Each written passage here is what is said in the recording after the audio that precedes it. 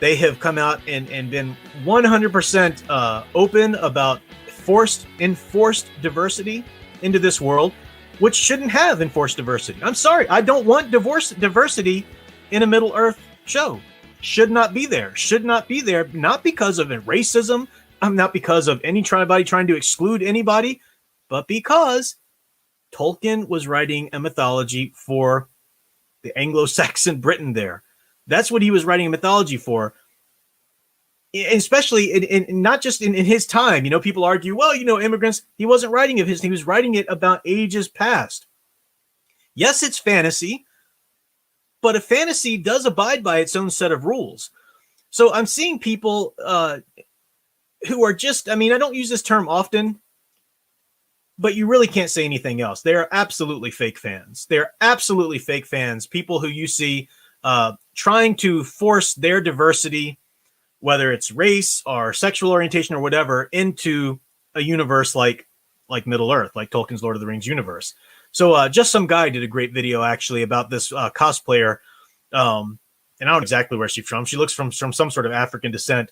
And she's talking about how she always loved Middle Earth and the Tolkien stuff. But then eventually she realized that there just wasn't a room for her in that universe because of, you know, how whitewashed it all was and how racist it all was. So she's pushing for the fact that we should have, you know, black elves and transgendered elves and all this kind of nonsense. No, you shouldn't. That should not be. I'm not saying you can't ever have, you know, a minority race here or there or whatever. I'm saying you come at it with this agenda and no, there's no room for that. And it's evil. It's evil. It's nothing but tokenism is what it is. Because the people who are doing this don't care about Middle Earth. Nobody working on this Amazon Studios Lord of the Rings show cares about Tolkien or cares about Middle Earth. They don't. They care about their agenda. They care about their ideology and preaching that ideology to you. They look around and they see the things that you like and they start grabbing them and breaking them down and remaking them and trying again to remake the fabric of the universe around you so that you'll just shut up and start accepting it. The way to fight this is twofold. On the one hand, like we said, you can't accept it. You can't go watch it.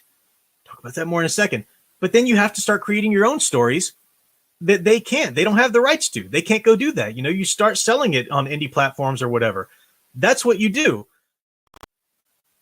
And a lot of people are hearing what I'm saying about Lord of the Rings, and they're saying, yeah, it sounds so stupid. That sounds so stupid. And we haven't even gotten to the enforced sex scenes, right?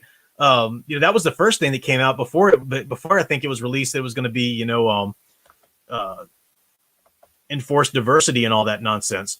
It came out that it was going to be they had hired an intimacy coordinator, I think is the word for it, because they wanted it to be like Game of Thrones. They wanted to have all of these you know, adult content and sex scenes in a Tolkien verse. Academics have been trying to do this for a long time. They've been trying to co-opt Tolkien's universe away from what it was. You cannot. Now, you can enjoy Middle Earth. You can enjoy Lord of the Rings and not be a Catholic and not even be a Christian. Sure. But you can't deny that those are the foundations that Tolkien built it on. He wasn't writing an allegory. He wasn't even writing something as kind of on the nose as Narnia was, because Narnia, you know, C.S. Lewis was for children predominantly. He was writing a mythology, but he was also an expert on things like Beowulf. And Tolkien's view of things like Beowulf and a lot of the old Anglo-Saxon literature, Tolkien's view of that was that there were actually Christian aspects to it. It wasn't just that some monk got a hold of it and rewrote it in a Christian way. That's what a lot of the academics were saying, and he fought against that. He said, no, absolutely not. You know, these views were in there. These principles were in there from the start. That's what he's going for. And that's what he put into Lord of the Rings. You can't deny it, and you can't deny the rules of the universe that he set up. You don't just suddenly have cross-racially cast people showing up in Middle Earth, because those aren't the rules of the Tolkien verse. They don't care about Tolkien. They don't care about the universe of the Lord of the Rings. They care about pushing their agenda. They see something shiny like Lord of the Rings that you like, so they will try to co-opt it and make it into what they want it to, so that you'll just shut up and start getting used to their ideologies. Absolutely. Alec Purdue for $5. Thank you very much. Says Game of Thrones has ruined an entire generation of fantasy fans. You know what? You're absolutely right. And I, if you're a big Game of Thrones fan, this isn't like a hill I'll die on or anything, but I just don't see the appeal of Game of Thrones books, show, and I'm talking pre-final season, all of it. I never saw any good writing there. Like in terms of cohesive, good integrated story, all I saw was a giant soap opera. Even in the books, it's just like try to get to the next cliffhanger, try to get to the next thing that'll make you tune in to the next chapter or the next episode or whatever.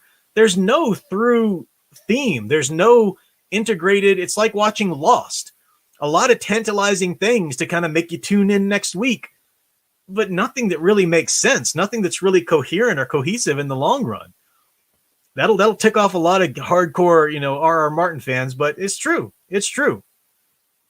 So Game of Thrones has fashioned people into thinking this. Now, the reason, so I say this, that, most people are listening to me and they're thinking, yeah, I'm not going to watch that Lord of the Rings nonsense.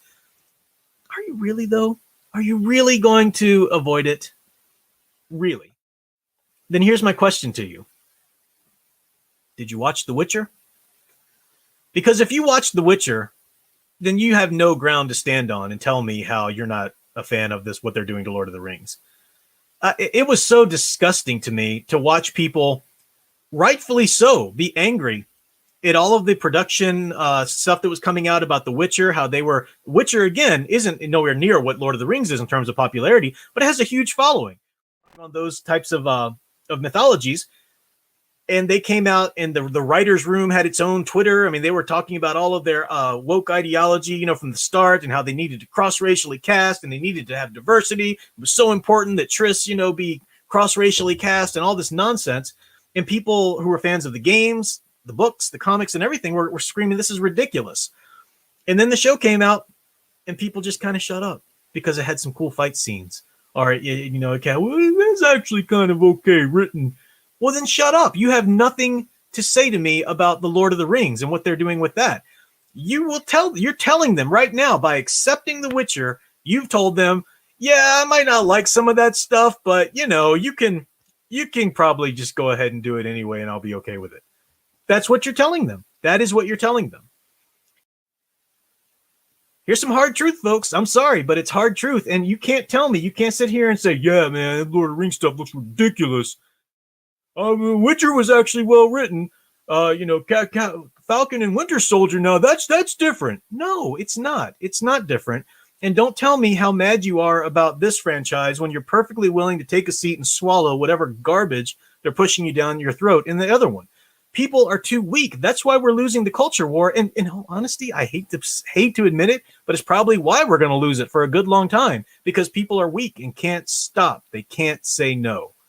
They can't just say, I will content myself with the original content that I have, with the Filmation He-Man I have, or the 2002 reboot, or the comics that I have. I will content myself with the wonderful Lord of the Rings tome that Tolkien gave us. I've got a link to this in the description below, actually, if you want to get your own copy, but the actual real one-volume set as Tolkien intended, that you can get this. A little pricey, but it's you got this, you've got the Silmarillion, we've got the Hobbit, we've got the stuff that Christopher Tolkien did for us. We've got all of this. They don't care anymore. They don't care.